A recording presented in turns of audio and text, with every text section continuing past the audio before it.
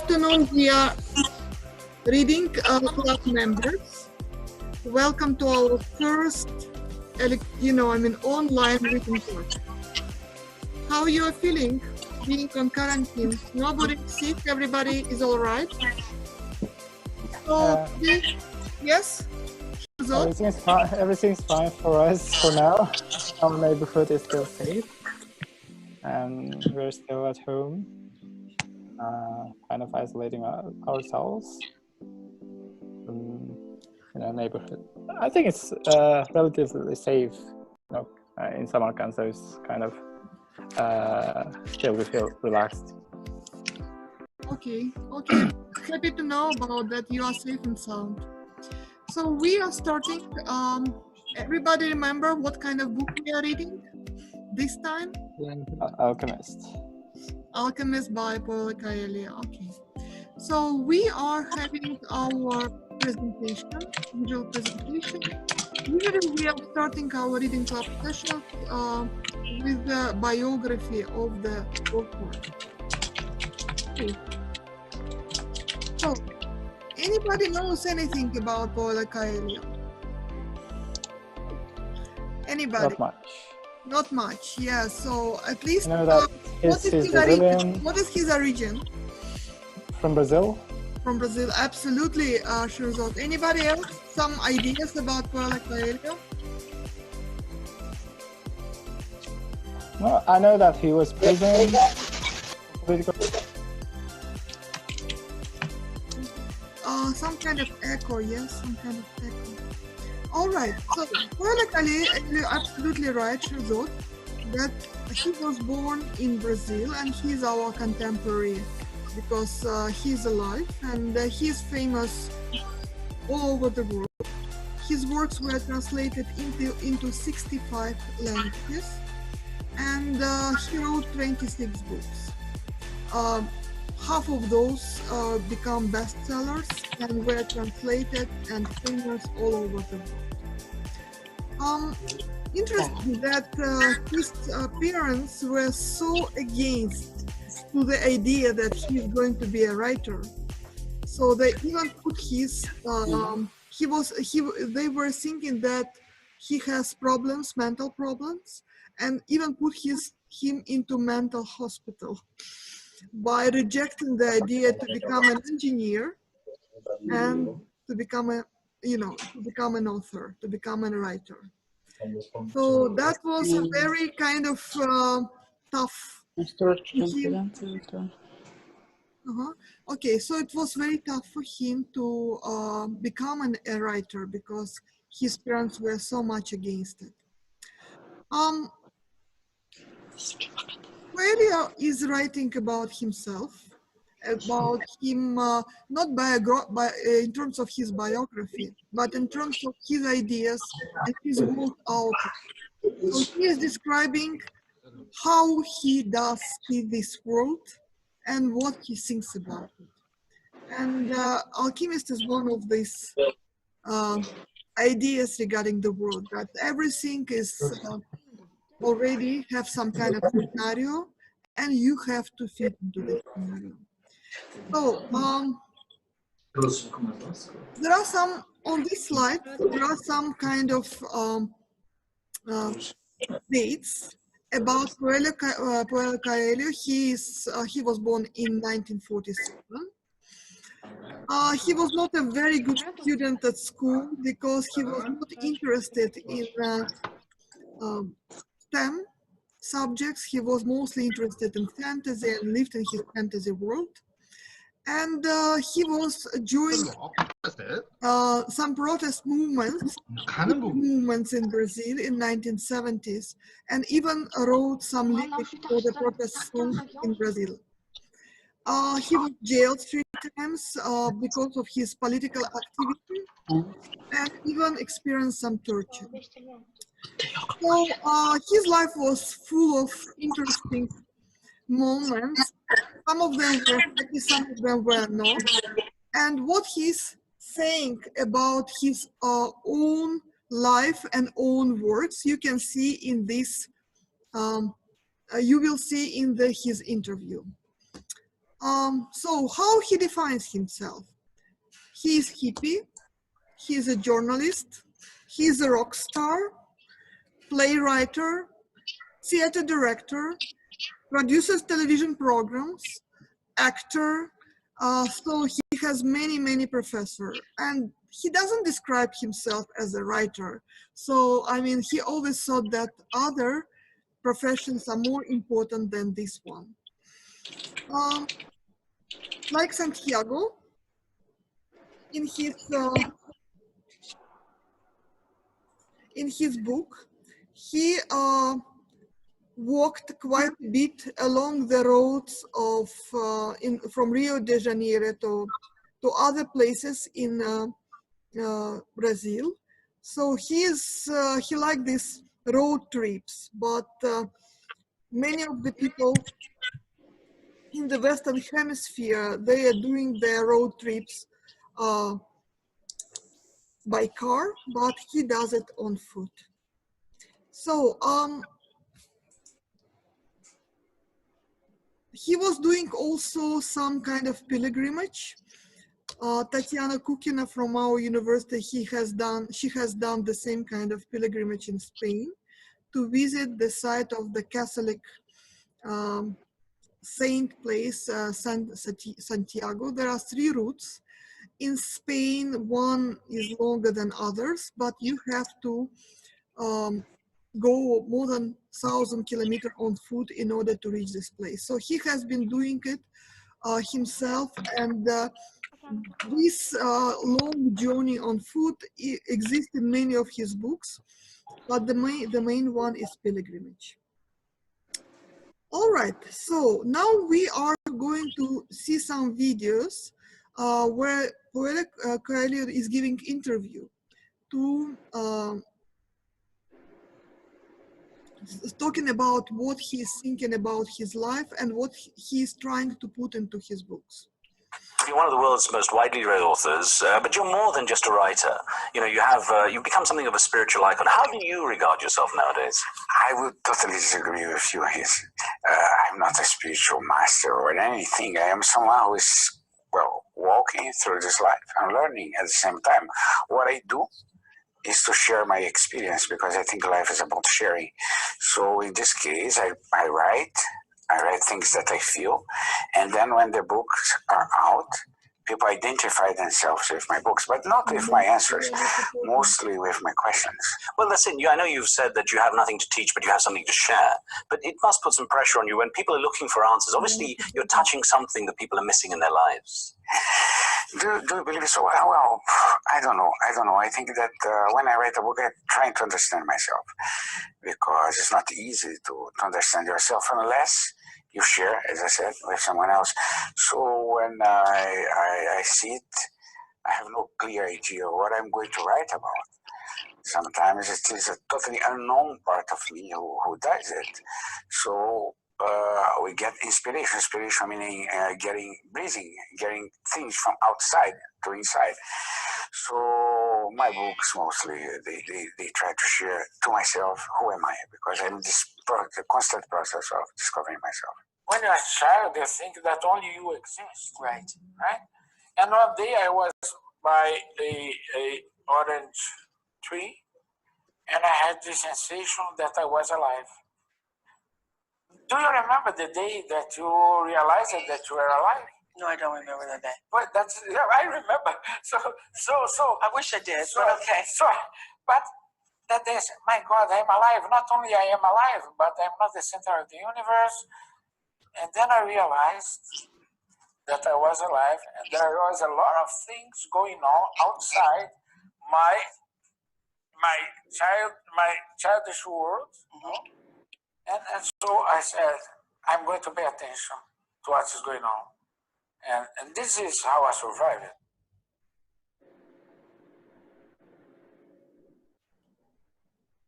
You're one of the world's most...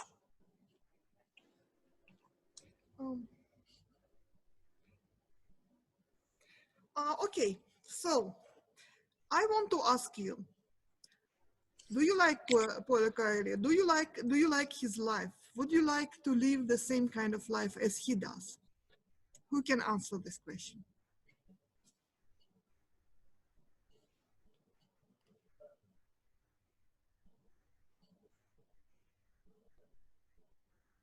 All right, nobody?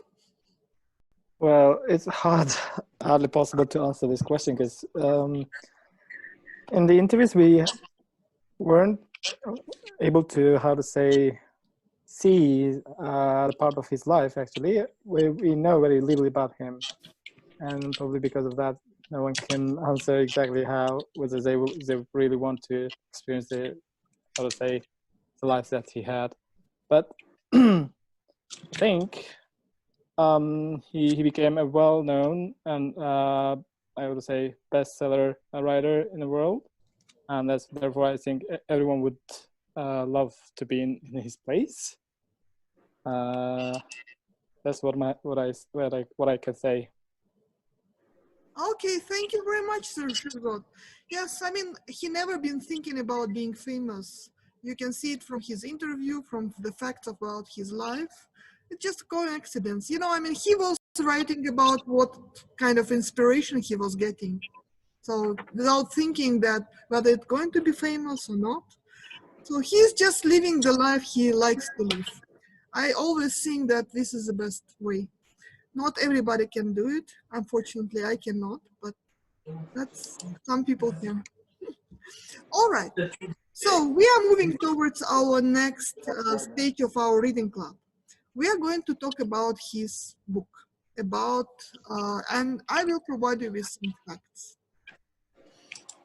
So the book itself was written in 1987, and just a little book written and published somewhere in an unknown publishing house, so it was not famous. However, and it was written in Portuguese, so how many people in the world are reading in Portuguese? Probably only in Brazil and Portugal itself. But when it was translated into French, it has become accessible for many more people. And all of a sudden it became a huge, huge success. Although, I mean, in the beginning, they were thinking about that it's just a little fairy tale and with a happy end. That's basically it. So in France, it became a bestseller as soon as it was translated. And then it was translated in many other languages and sold so far 35 million copies. But whenever you go, you know, I mean, and I know, I mean, I've been to mostly in United States to the bookshops and in the UK. So whenever you go to the bookshop in UK or US, you always have the Alchemist and other works of Paulo Coelho, and they always quite popular among readers. So the book is very difficult to define. How you would define this book? What is it? A fairy tale, a true story, a journey book? How you would define it?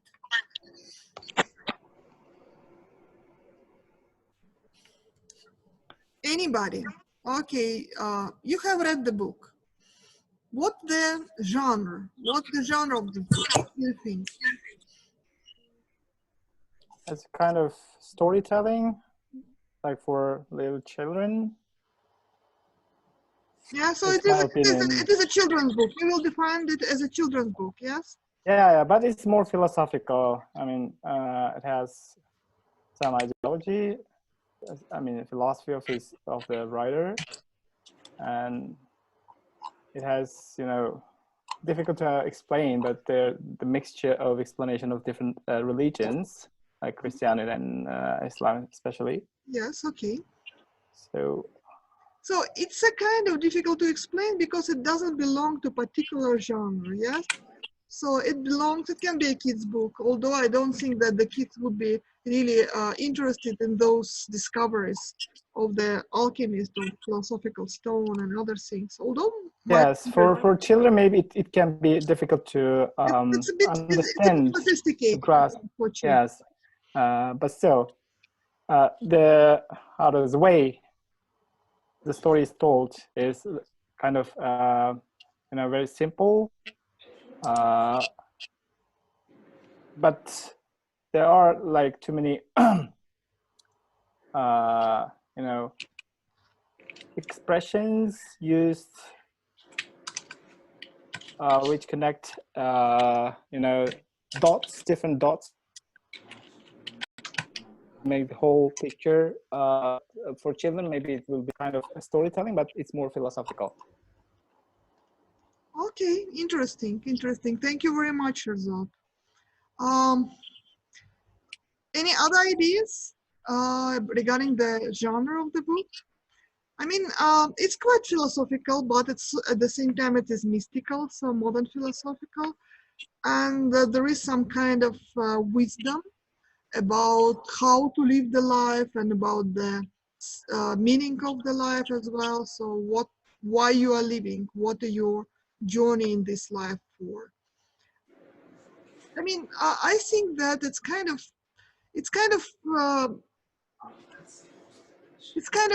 seeing that probably people in their youth are looking for, I mean, they are still thinking what kind of life they're going to live.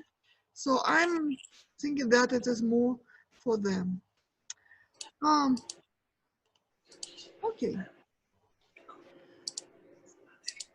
Remember the plot of the book. So the boy from a simple background, his name is Santiago, living in Spain, and he doesn't like the life of his parents because they never go anywhere and they are doing the same thing all over again.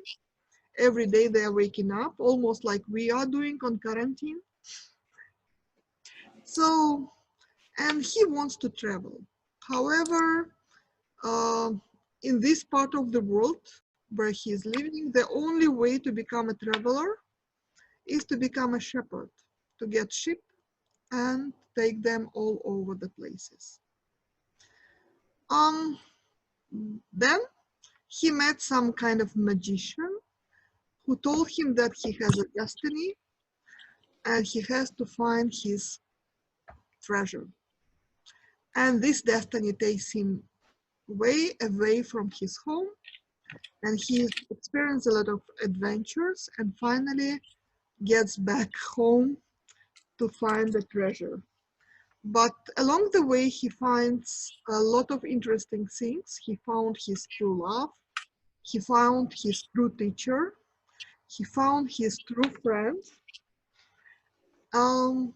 And this is how he how the work of the alchemist is organized. But who are the alchemists? Do you know anything about alchemy? What is it?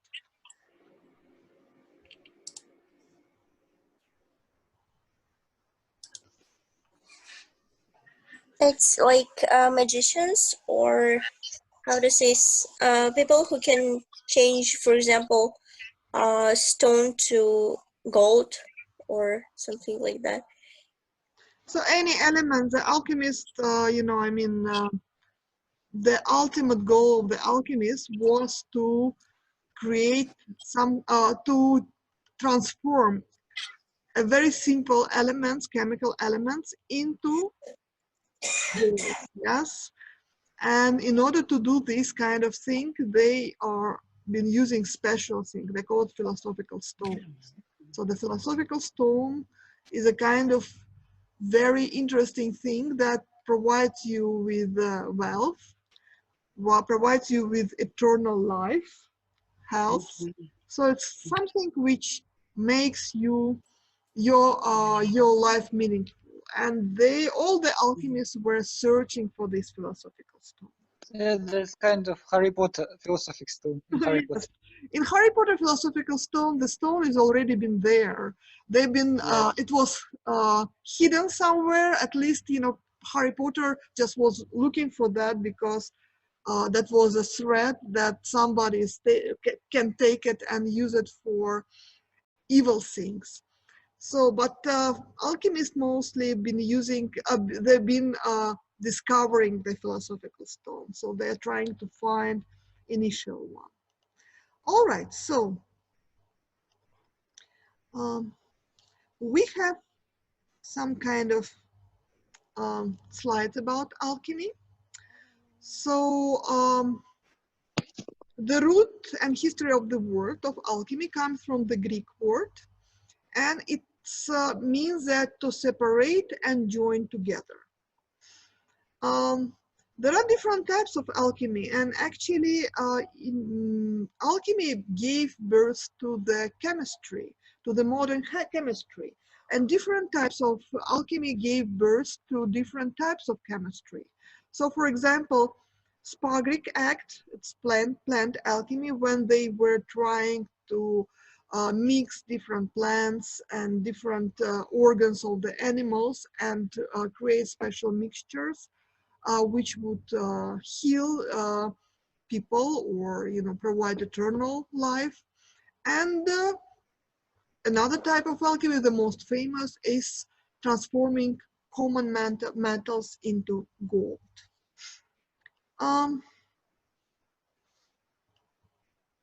All right.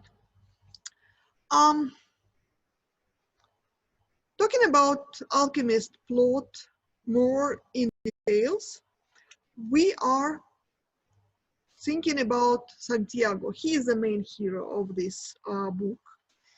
And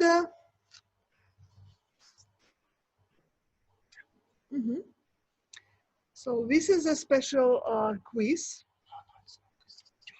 This is a journey, and this is a map which shows which places Santiago has visited during his journey. So he was born in Andalusia, in his hometown, and the first place which he visited, it was abandoned church on the hilltop, which is kind of a very interesting place in this, the most famous place in this part of Spain. Then, when he visited this abandoned church, he was thinking about going somewhere much further away than this church. And he was thinking about adopting the flocks of sheep and take a journey around his country. And the sheep is a kind of interesting partner for Santiago. They're not talking, but they're listening. And they're his main companions for a long time. So he knows the sheep very well. He knows who is going to give birth or what kind of character do they have. So the sheep in this story are kind of personalized. They have personal characters. They have personal presence. Now I want to ask you, please tell what is thing which happened and made him to start the journey. Why he started this journey?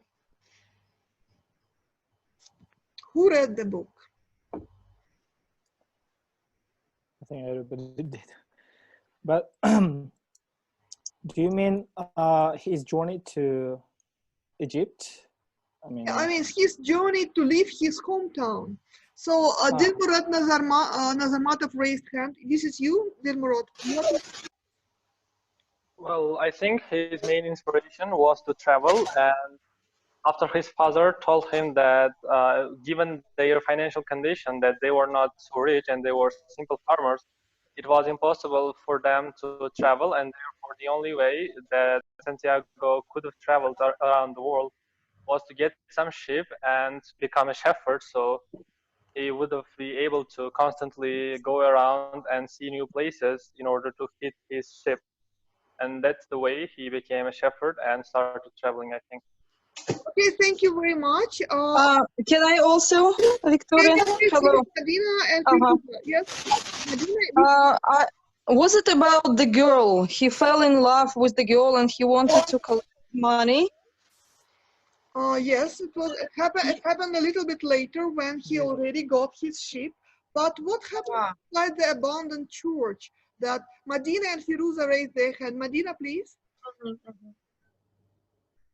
If I'm not wrong, he saw a dream and he asked the woman to tell him what was the dream about, and she said that he should find his treasure.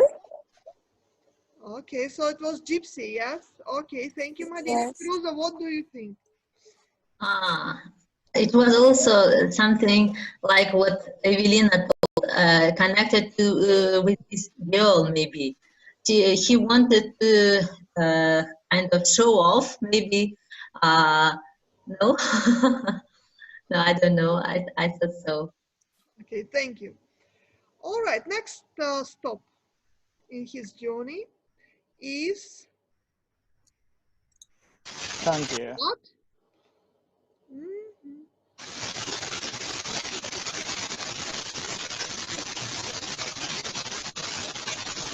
What is, next stop is Tarifa. Why Tarifa was so important? So in this town, he met two important people, a fortune teller and the old king. Who are they? Tell me. Okay, tell me, who are they? What importance? What kind of importance they had in this story?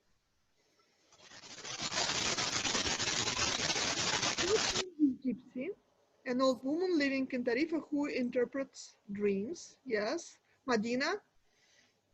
Tarifa asked him to. Tarifa could find out the how to say the meaning of his dream, and then she told him that he should go to the pyramids, and he didn't know this. She even didn't know where the pyramids are exactly, but she asked him to give half of his treasure to her.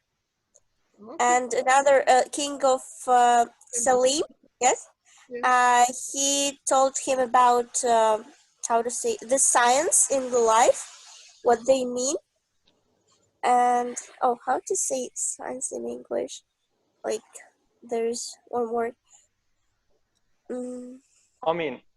Omens, yeah. Omens, yes, about omens in the life, and he said that that woman who interpreted his dream is how to say. He told him that it's important not to say about your goals to others, about your treasures, Okay. because if you tell them to others, there's a possibility that it won't happen. Anybody can add anything? So he received some kind of gifts from King Yes. Salem. He received 2 stones from King of Salem, like Urim and Thummim. I don't remember how it Urim sounded. and Yeah. And then those stones always, told something about these omens. He used twice, right? Later in his journey. Yes. Anybody else can add anything regarding the Tarifa? What has happened over there? Why he was coming back to Tarifa all the time? For a girl who whom he wanted to meet and get married, but I mean the daughter of kind of shop owner or someone, I don't know. I don't remember actually. Owner, yes, absolutely. Yeah, because he wanted to sell the wool of his sheep, and then he met the daughter of that shop owner. And he has a friend named Tarifa as well. So with whom he can leave the flock of sheep. And yeah, so Tarifa is an important part of his, journey. Okay, so.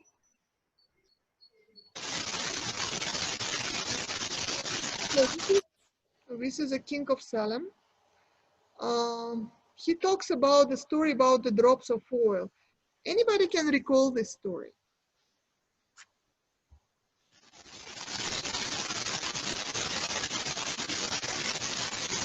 Nobody remembers?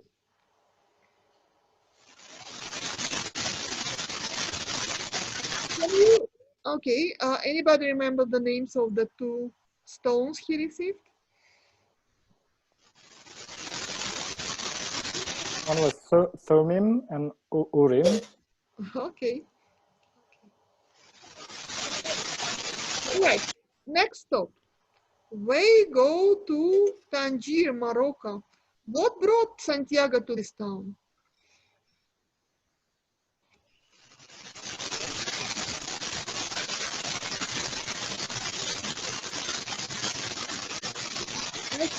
I have problems. I cannot hear properly somebody who was talking at the moment. It was just a noise.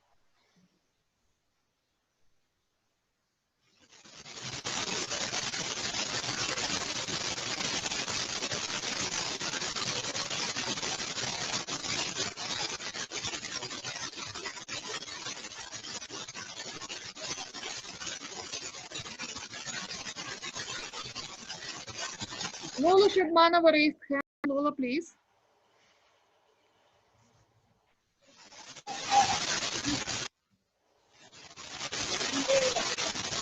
I think the sound is coming from Lola Shadmanova's phone. I don't know. I don't know. I mean, somebody. I don't know. I mean.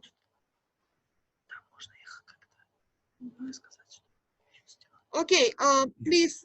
Who wants to talk about Morocco, the Tangier? What happened to? Don't leave, please. What happened to those people?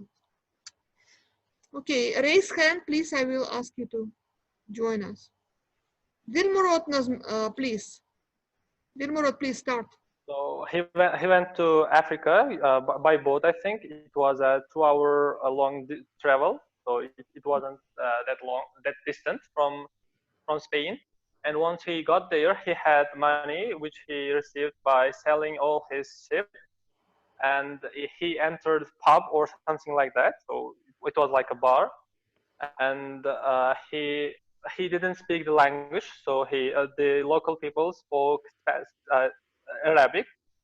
But a person approached him, and he noticed that Santiago was not a local person, so he was a foreigner. It was, I think, it was apparent by his appearance, and he thought that they started conversation, and during that conversation, Santiago told him that he was going to pyramid, and his partner asked whether he had enough money to travel there, and Santiago showed him the money he received by selling his ship.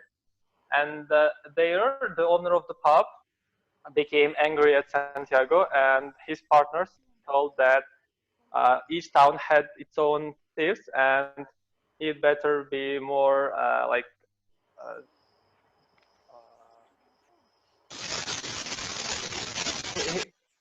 he should secure his money actually. And they headed into market, and there were lots of people. And during their journey in the market, Santiago saw a beautiful sword that wasn't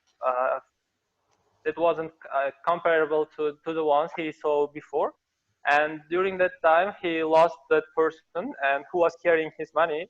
And basically, he got all his money stolen and had to work in the crystal shop for 11 months, I think. And so, yes. Okay. What kind of lessons he learned while working at the crystal shop?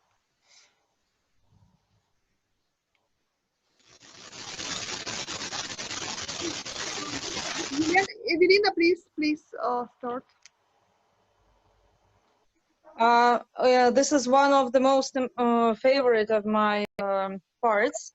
I think that he learned how to be creative and how innovative ideas can improve and change person's life. And he also changed the crystal merchant's life when he proposed a new approach, a new design, giving people what they like, beauty and water combined. I absolutely agree with you. It's also it's one of the lifting points of the story, yes? Because people were living traditionally, generations after generations, without changing anything. And when the young mind came to this town and just suggested just a slight difference, yes? At least he started to, to wash those crystals, not to look dusty. It's already made it, and it's already improved the profits of the crystal merchant. And people were afraid of changes. The crystal merchant, he knew that it's going to bring him more profit because he liked the idea. But at first he was afraid to implement it because he knew that revenues will improve, and what is he going to do with those money? He had to think about this. But first of all, he was thinking about risks he's taking, because the crystal thing is white, it's never been washed because they're very fragile, and he was afraid that some clumsy person would just ruin everything. So he didn't wash them just because he was afraid of the risk. And then he started afraid that he needs to change something on a bigger scale, yes, and he doesn't want to. Okay, any other ideas about this part of his journey? Thank you very much, Evelina. You're welcome. I think one more thing that he learned while he was working in Crystal Shop was that he changed his previous belief, which was about that ships could teach anything. But after spending some time in the Crystal Shop and learning how to speak Arabic, he changed his mind and thought that ships would never be able to teach him how to speak Arabic. And so I think it was one of the lessons he learned. So it was a step up in his self-improvement, yes? So in living a different life, getting the different skills. So it was one step up. Thank you very much. Any other ideas? Can I add something else? Yes, please. I like this part as well, because in this part, even Coelho was, I think he's a Christian. I mean, he's a Christian, and he showed some, delicate patterns of Islamic religion, because the crystal merchant was a Muslim. Yes. And whenever when the guy, like, Santiago cleans the dust of these crystals, and after doing his job, he asks why he didn't stop him to do so. And he says, because you're the guest or stranger, and I cannot just ignore you, like, as a Muslim, right? I have to. So it's like he's showing, like, what we say, another word, hospitality. What was that? I don't know. Yes, hospitality. Of Muslims. And another thing is that when another thing that when the guy, Santiago wants to read omens, and by reading the omens, he makes a profit for the shop. But so far, the crystal merchant didn't want to have more money than he was earning enough for his life, right? And this also shows the feeling content with whatever you earn. It was like kind of Islamic philosophy.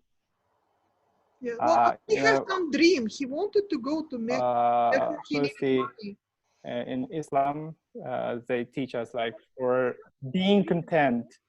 Yeah, he needed money only for going to Mecca, but for other things, for his own life, he felt content with whatever he had so far, right? And this is the one of the good features. Yeah, absolutely. But he was not rejecting the innovations which I were was suggested really, by Santiago. When I really appreciate this crystal merchant, because he was, although he was a very traditional. Do you understand what I mean? Yes. Yes, thank you, Sherzod. Thank you. Yes.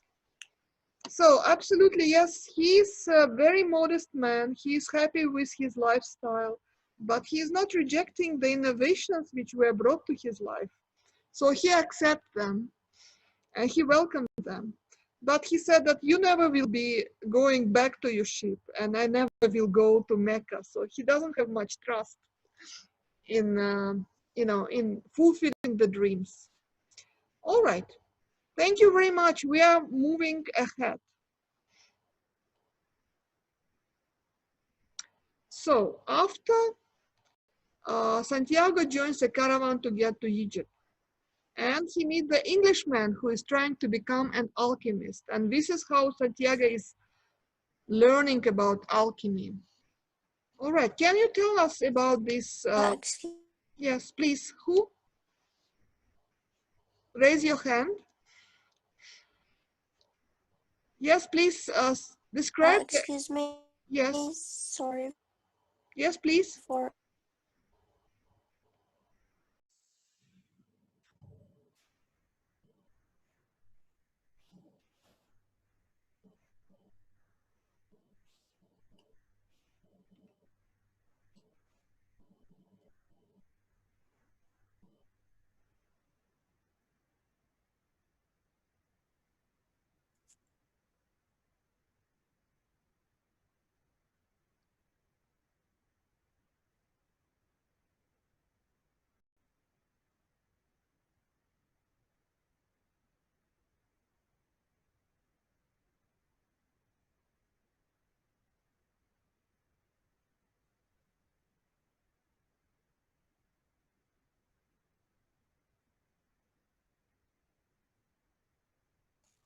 we cannot hear anything, or only my phone doesn't work. No, actually, and our phone doesn't work.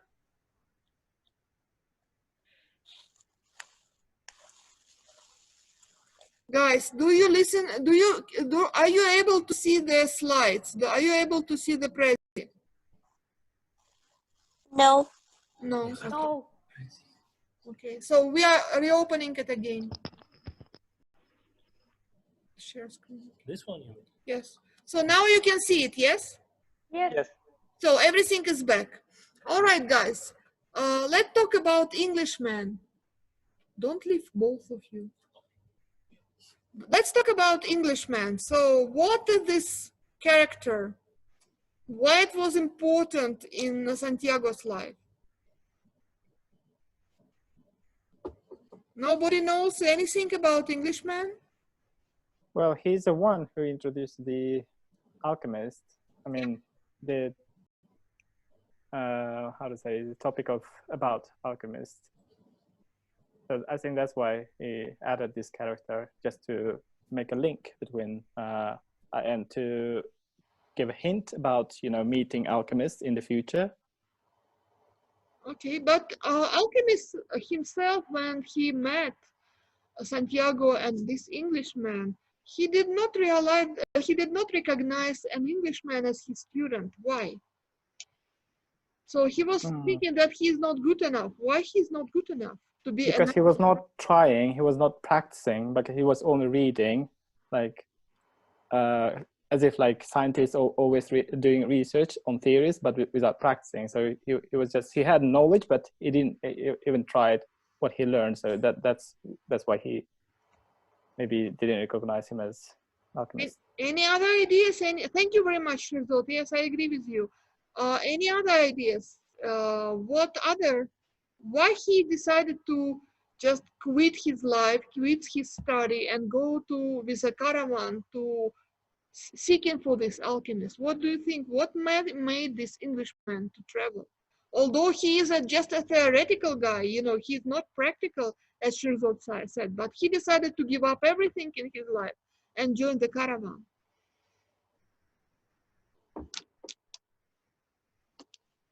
Evelina, what do you think? Firuza? I remember that he wanted to see the pyramids very much, and he understood that unless he goes right now, he was quite close to Egypt. He will never do it if he's going to postpone it. All right, but yes, interesting that, but the main aim was to meet the alchemist he was, you know, heard about. That's for the Englishman.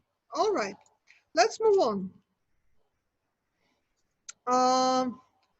Yes, Harry Potter is in a full swing. They had, you know, Deathly Hallow, you know, sign, but this sign actually means philosopher's stone. So it means stone within different kind of elements. I don't remember exactly what each element means, but I think it is air. This means fire, and this is means air, this is means fire, this is means earth, and the stone something inside of it. This is how the philosopher's stone is described by alchemists. All right, so next stop in Santiago's journey. He finds the alchemist and finding Fatima. And why he met both in this oasis? Because all over the places it was war between different tribes of Africa, and they just got stuck there. Okay, let's talk about the alchemist. What is this figure? It's the most mysterious and the most magical and powerful figure in this story. Anybody can describe him, and anybody remembers how they got met?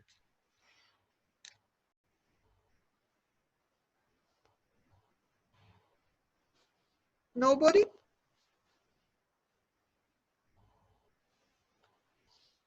Hamid, have you read it?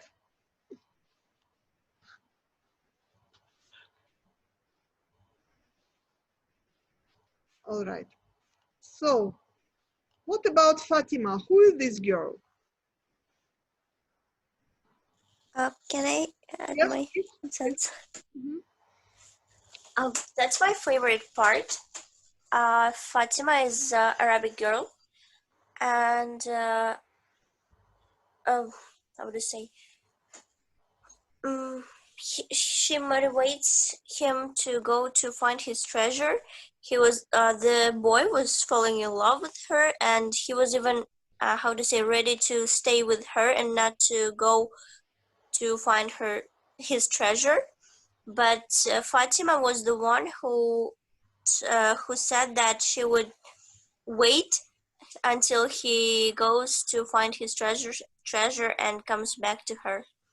Okay, all right. So, why she would wait for him? Why, I mean, what's different about Fatima? How different she is from other girls? Anybody? She is a desert girl. Poeta Carla said several times she is a desert girl, so she has a different character.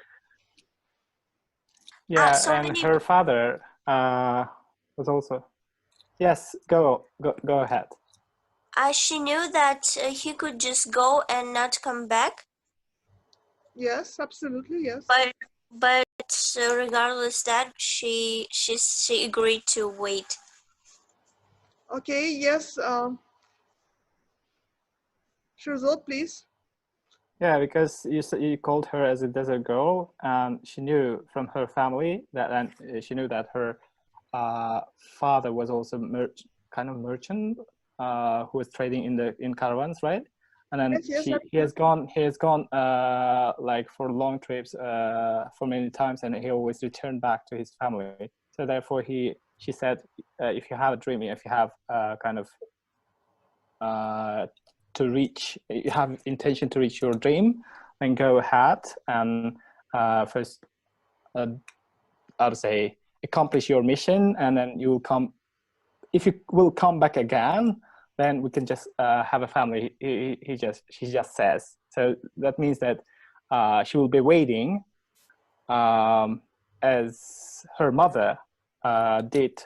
I mean, waiting for his father, her father. So that's what she meant, I guess. Yeah, absolutely. I think that they are in the same wave. So she also believes in omens. She believes in desert, and she believes in destiny. So she's thinking that if he's coming back, it means that the desert brought him to this. Yeah, and she also reminds that if he, let's say, if he doesn't go and if he doesn't accomplish his, mission, and some years later after their marriage, if he, feels kind of pity for not, going to not searching for the treasure that he wanted to find, and he will feel pity, and later on it will affect their relationship. So she knew about it. So she just asked him to how to say accomplish his mission first and have a family. Yes, interesting that she has full trust in destiny. She's thinking that if this is her man, and the desert brought him to her, it means that he will be back. Yeah. So I mean, she had this very kind of vigorous, Strong trust.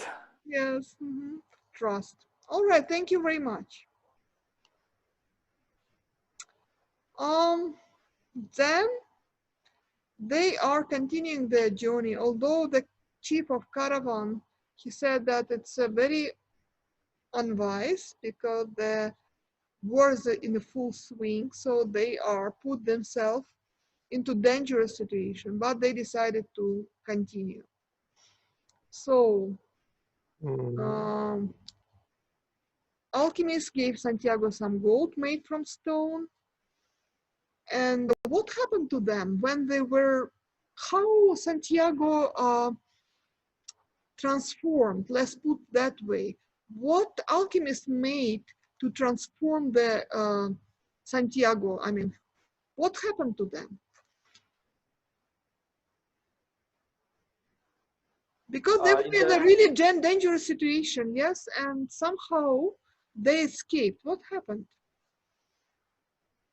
In the middle of the desert, they were arrested by one of the tribes that were engaged in war, and the members of that tribe saw them having conversation with the members of another tribe during their trip, and so they thought that those Santiago and Alchemist were spies, and therefore they wanted to kill them.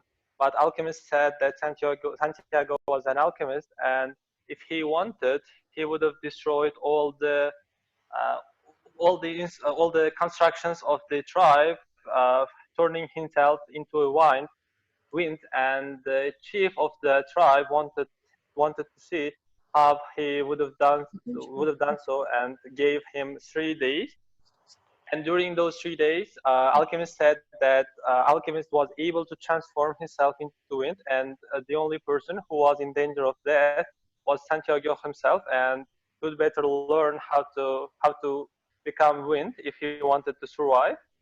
And after that, he spent a lot of time, I think the whole day in the desert, and I think he kind of opened his soul and discovered, I think he became closer to the God, and he started understanding the language of the sand and the wind and the sun, and he made it so he transformed himself into wind and like destroyed everything in his way. Oh, thank you very much. It is a very descriptive account. However, anybody can add anything. All right, but why Alchemist allowed to Santiago go to pyramids alone? Why he sent him that he has to be alone on the the last leap of his travel?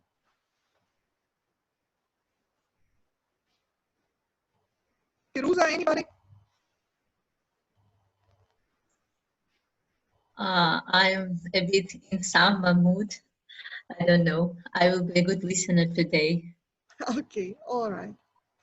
Okay, so, and what happened next when they reached pyramids?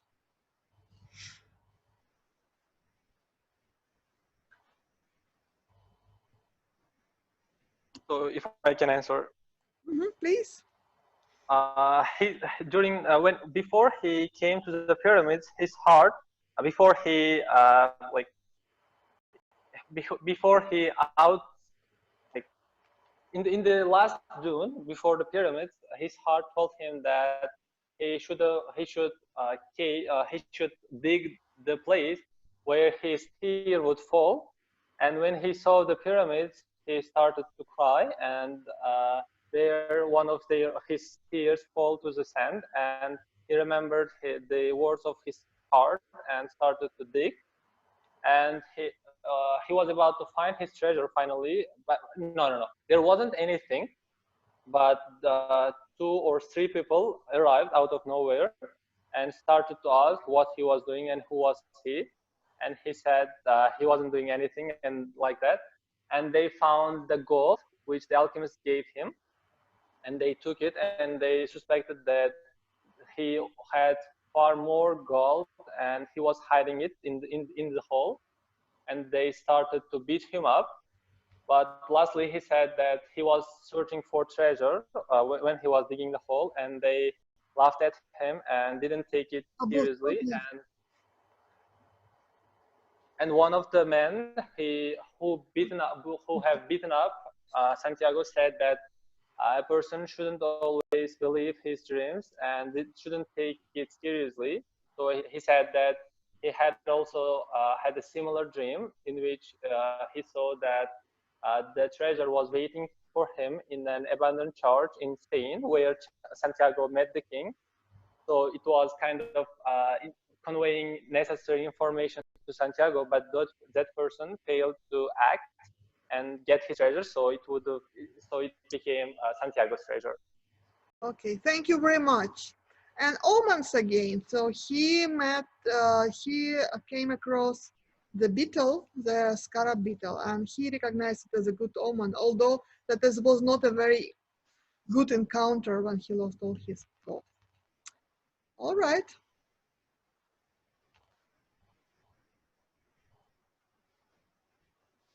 So he continued to dig where he saw the beetle, the scarab beetle, and a group of raiders came and beat him up, making him dig. So one of them tells Santiago about his dream and treasure. And at the ruins of church under the sycamore trees root in the floods of Spain, where the shepherd and his sheep stay. So what is his last stop? He is coming back to this abandoned church. And he is finding his treasure. Yes, over there. Story begins and it loops in Andalusia. So he was going through all these steps in order to find the treasure in his hometown. But do you think this trip was absolutely meaningless because he could stay home and get his treasure, right away if he's lucky? Do you think that was necessary to go through all these steps? What he found along his trip, what do you think?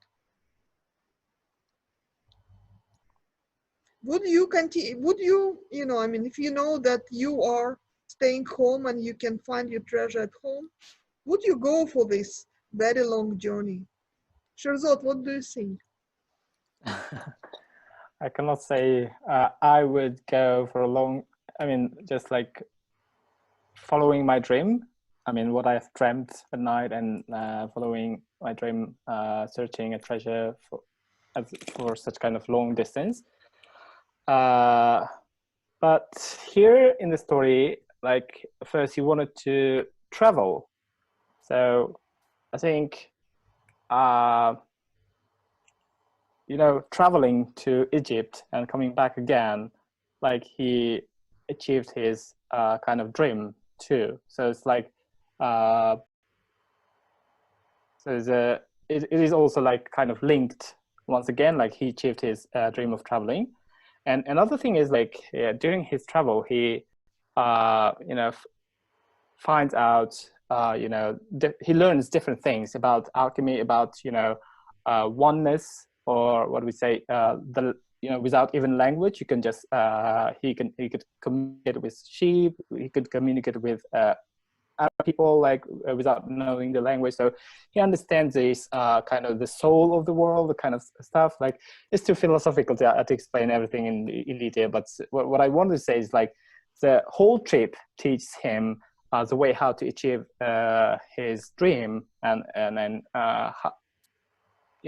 whenever you're a child, you can do lots of things, and if you follow your heart, your soul, that means that leads to your destiny. So it's like kind of every part of it leads to, how to say, one kind of the main gist of the novel, I would say, dream and destiny.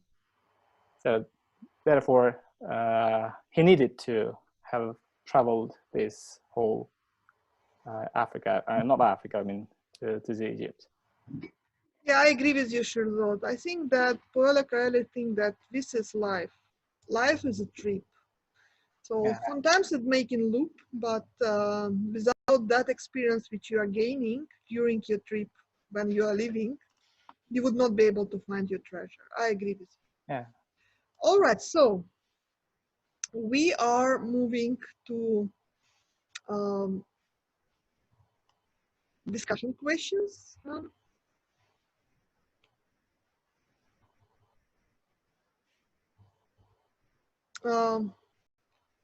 Some people think that The Alchemist is a self-help book. Why do you think, I mean, why it is considered that way?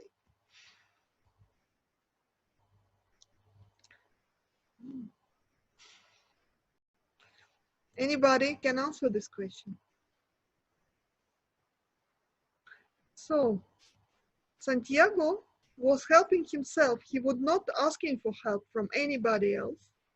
People were coming and offering the help, yes? So he was learning through his own initiatives, his own innovations, his own curiosity. And so he's there to change his life, and that therefore he's kind of helping himself. Another question. Please discuss the meaning of the quote and provide your own from your own experience. This is the quote.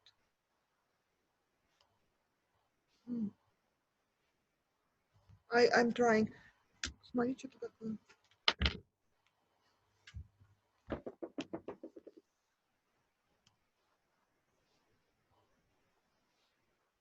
It's still loading, guys. Just to wait a little bit. Something wrong with the internet connection. To realize one's personal legend is a person's only real obligation. To realize one's personal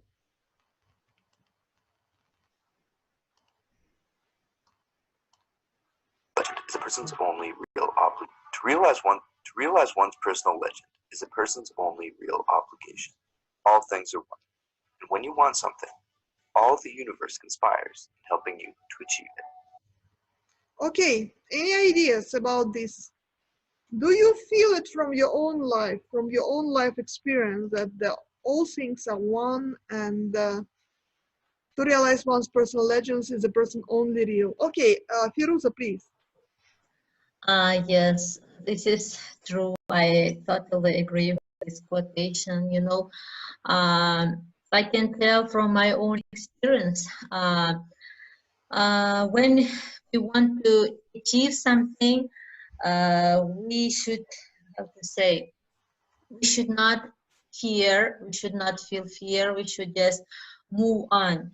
Even if we think that something is not for us, it is beyond our capacity, still we need to move on. Because when you move, you will open step by step the doors. This is happening in my real life. Very small example I can tell. When I graduated, I graduated the university, bachelor's degree, and 10 years I could not earn my master's degree. There were a lot of different reasons why I couldn't earn it. All the time I wanted to earn the international one. And you know, but still there was some fear inside me. All the time I thought I have already lost my chance and it's not for me. But one feeling didn't leave me. I just tried, I just applied, and I don't know how time passed, and I could see the opportunities. And now, okay, I can tell that I achieved to earn my international master's degree. And I now tell to my peers, to everyone, that just dream, just try, just put your first step, and everything will go with you. I think it's about it, if I'm not mistaken. Okay, thank you, Firuza. Any other ideas? Who can feel that the whole universe conspires to help you to achieve your goals? Yes, okay. Firu?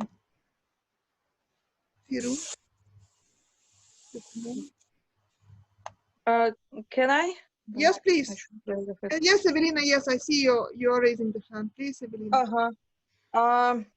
Once I read a book. It was a motivational book about, and I can say that this quote is the, let's say, the summary is the whole book in several sentences, in 2 sentences.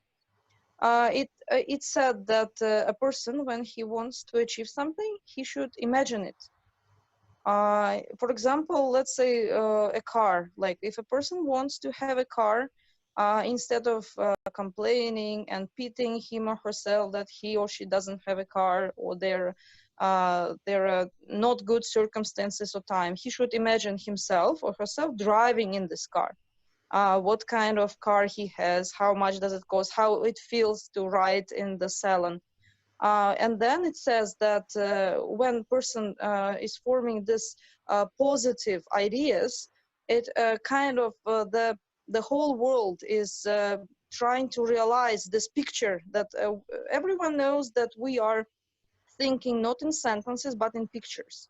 So if we bring this picture in our mind, we get closer to our dreams. Thank you, Evelina. And I wanted to add about the first question that it is the book Alchemist is about learning and not learning the result. Sometimes the result, of course, it is really important, but the most important is the process. The process of falling and standing up and trying things by him or herself. Thank you, Evelina. I agree with you. Firuza, you were also raising hand. No, I have already talked. Madina, you are raising your hand. Madina, please add. Okay. I completely agree with this, and I want to add that realizing your personal legend means going to that legend like Santiago, not just lying on your bed and dreaming about it, but you should also, at least with the small steps, go to your legend, go to your dream. That's what I wanted to add. Okay, so, and it's not that easy, it's thorny, and sometimes you have to suffer, yes, on the way. Yes, but the thing you should do is not to give up and continue going. Okay. All right, move on to a next question.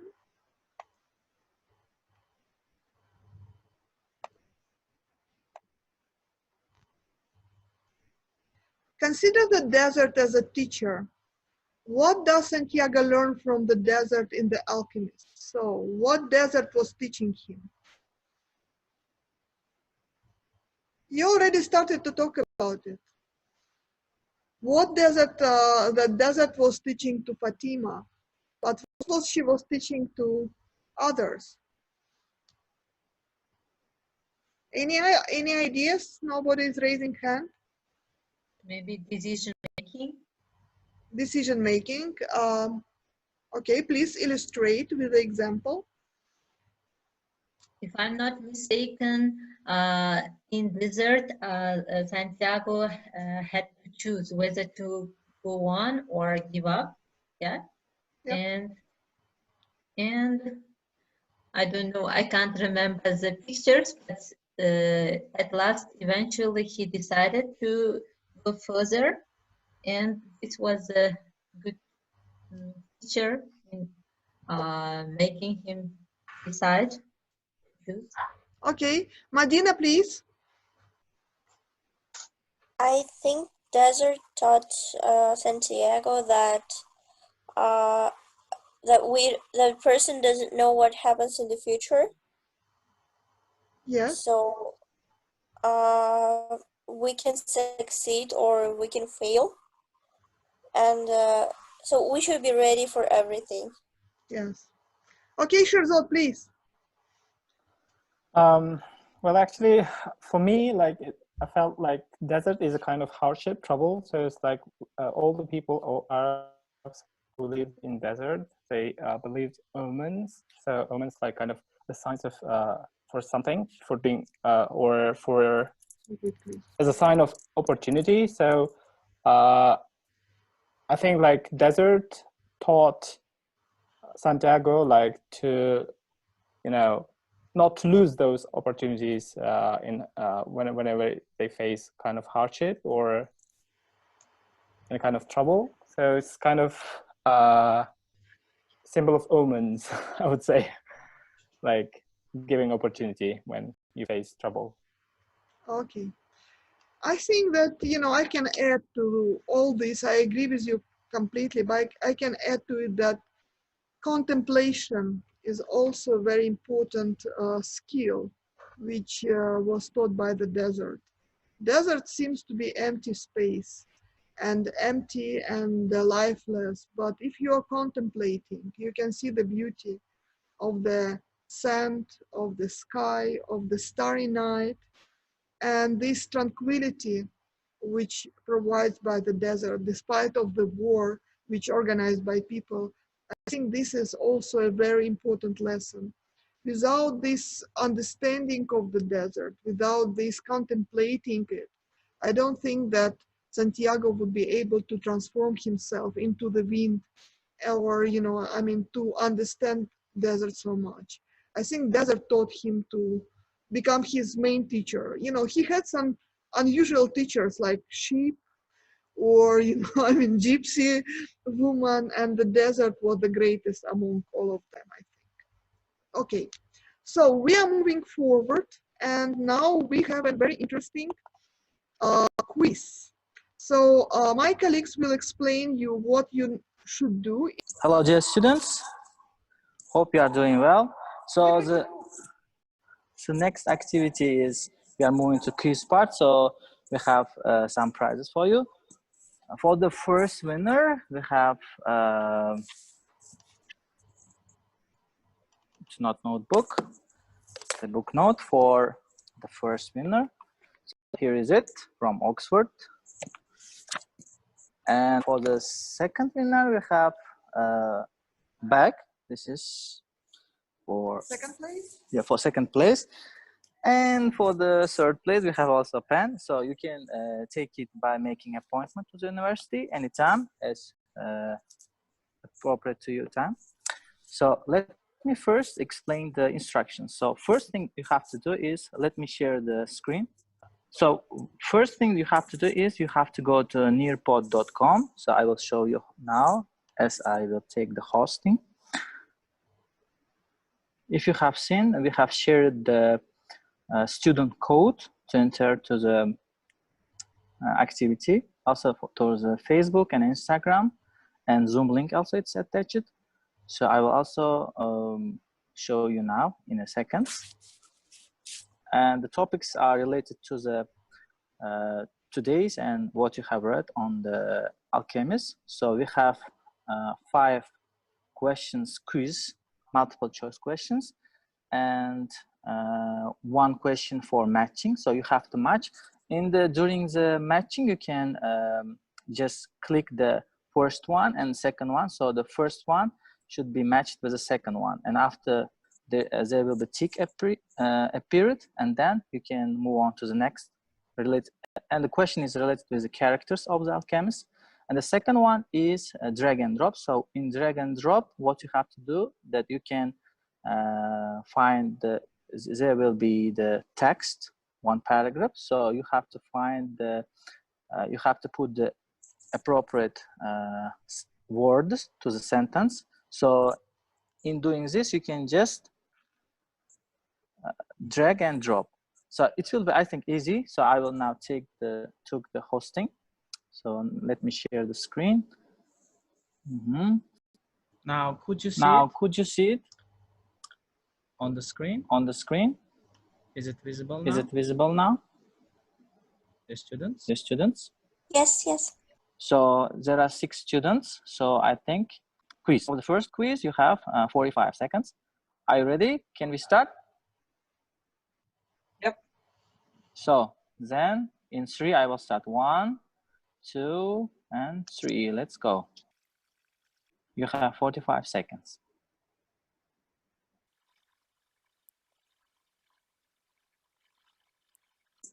20 seconds left. 10 seconds. So the time is up. So if you see the class participation, now you can share. I'm sharing the answers. Now you can share the correct answers. Let me move on to the next.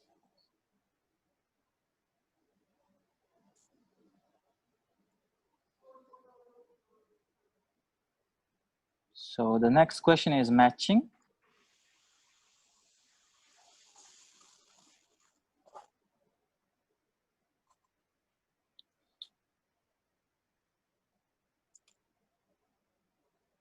You have 1 minute and 45 seconds. So it will take some time for you to understand.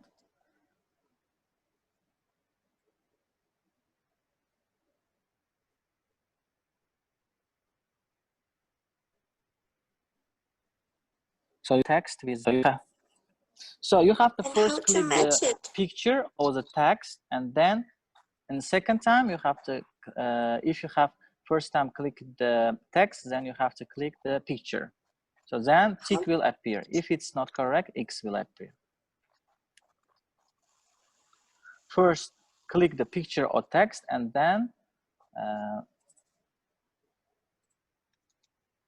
the picture of that. If you click at the picture, so you have to find the text of it and then click that one. Is it clear?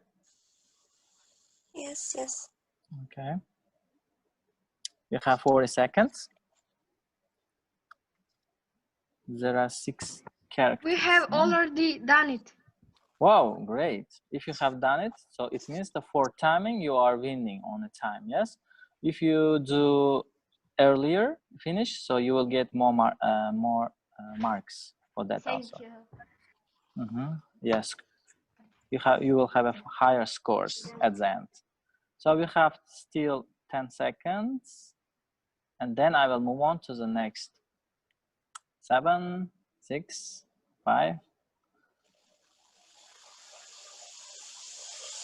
So the time is up. So you can see the first who tried in the match part. You can see that Dilmot done well. I see Don Jordan, Evelina, Majina, Murakhidov, and Shirzad Haidar. So let's move on to the next activity. Next activity is a quiz. 2 questions and 45 seconds.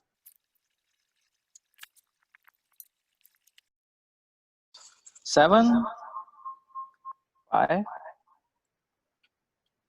2, and 1. So not, I see all of you can answer. So 33% cannot answer, I see. Now you can see the answers and share with the correct one. So now let me move on to the next activity. So the next activity is fill in the blanks. So in this activity, you have to fill the blanks. So it's mostly related with the drag and drop. So I think that you can know how to drag and drop. You have to drag the correct answer to the right column. So let's start. Can everybody drag and drop? Is it understandable? I see only 2 options and there are 4 blanks. Why so? 4 blanks? Yeah, there are 4 blanks and only 2 options.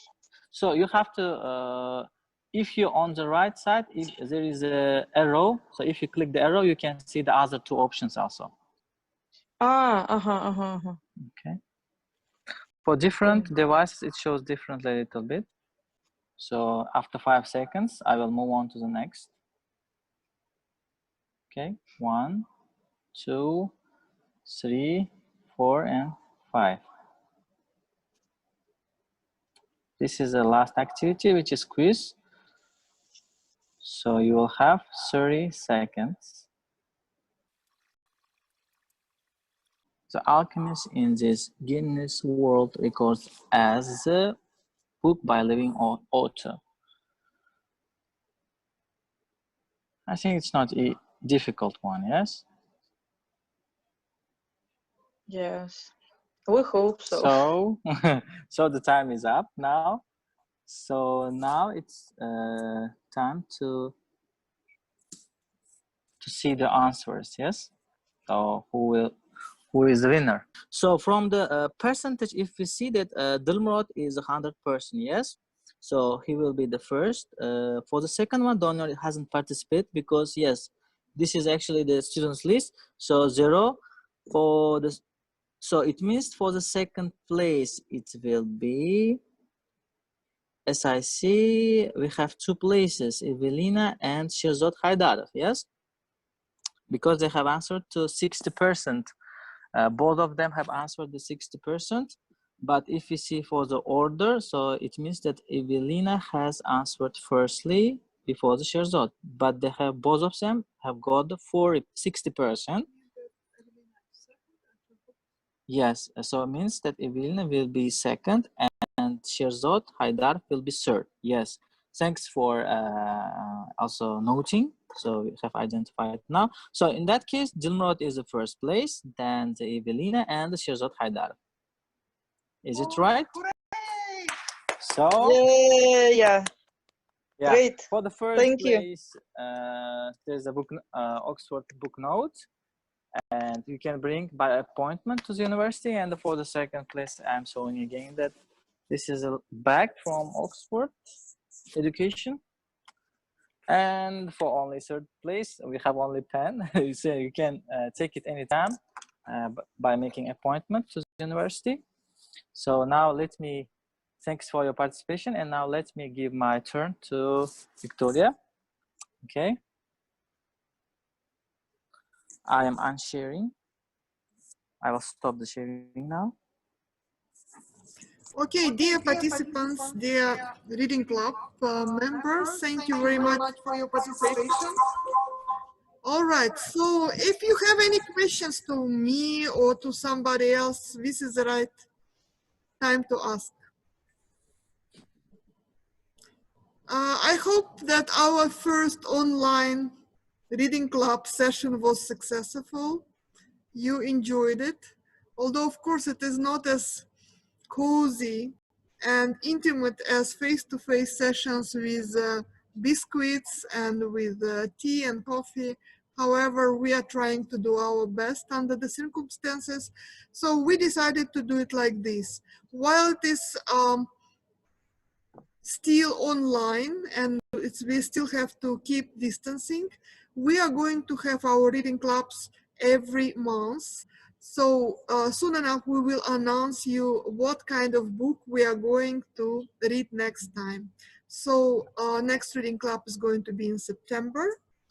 And hope to see you all and wish you all the best.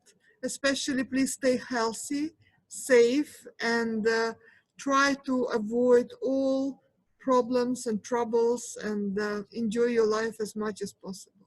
Okay, thank you very much for your participation. Thank you. Okay, and my congratulations to the winners, and thank you, and Shirzod, Evelina, Dilmurad, and Firuza, you were Evelina, you were the most active today. Thank you very much for your participation. Special thanks. Thank you so much, Victoria. Bye And to bye. others. Bye bye. Thank you very much, Victoria. Yes, and the guys who organized Abos, yes, and Lola and Kamola and Denise.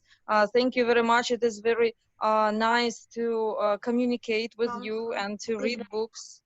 Yes, and to discuss them, even in this situation, in quarantine and lockdown. You are really lifting our spirits. Thanks. Thank you, Evelina. Thank you. Yes, you are lifting our spirits as well. Madina, thank you very much for your very, very good insights. And thank you, everybody. See you in September. Thanks. Bye-bye.